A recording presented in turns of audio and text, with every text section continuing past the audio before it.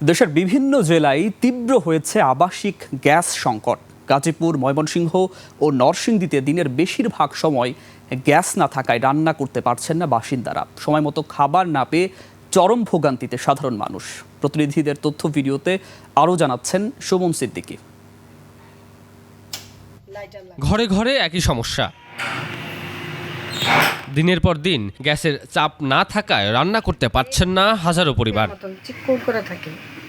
দেশ জুড়ে শিল্প খাতের পাশাপাশি এবার আবাসিক এলাকাতেও তীব্র আকার ধারণ করেছে গ্যাস সংকট। গাজীপুরে গত এক সপ্তাহ ধরে অধিকাংশ আবাসিক এলাকায় গ্যাসের চাপ নেই বললেই চলে। জেলায় প্রতিদিন প্রায় ৬০০ মিলিয়ন ঘনফুট গ্যাসের চাহিদা থাকলেও সরবরাহ সংকটে ভুগছে প্রায় ২৯,০০০ আবাসিক সংযোগ।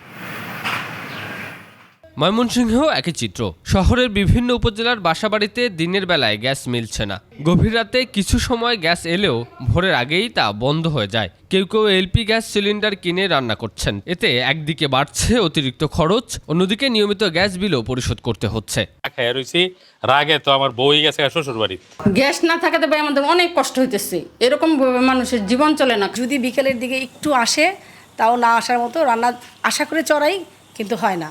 সংশ্লিষ্ট কর্মকর্তারা বলছেন, সঞ্চালন লাইনে পর্যাপ্ত গ্যাস সরবরাহ স্বাভাবিক না হওয়া পর্যন্ত পরিস্থিতি উন্নতি সম্ভব নয়। যখন সরবরাহ স্বাভাবিক হবে তখন হয়তো দেশ অধিভুক্ত এলাকাগুলোতে আমরা আশা করতেছি যে তখন চাপটা যে স্বল্প চাপ বিরাজ করতে এটা ঠিক হয়ে যাবে। নরসিংদীতেও টানা কয়েকদিনের গ্যাস সংকটে বিপর্যস্ত জনজীবন। শিল্প কারখানা ও পরিবহনের পাশাপাশি বাসাবাড়িতেও দেখা দিয়েছে তীব্র সংকট। সময়মতো রান্না করতে না পারায় গৃহিণীরা চরম দুর্ভোগে পড়েছেন। আমাদের গ্যাসের খুবই সংকট, আমরা গ্যাস পাচ্ছি না ঠিক মতনে। আসে 3টা বা 2টার পরে গ্যাস একটু পাওয়া যায়। দ্রুত সমস্যা নিরসনে কার্যকর পদক্ষেপ গ্রহণের দাবি জানিয়েছেন ভুক্তভোগীরা।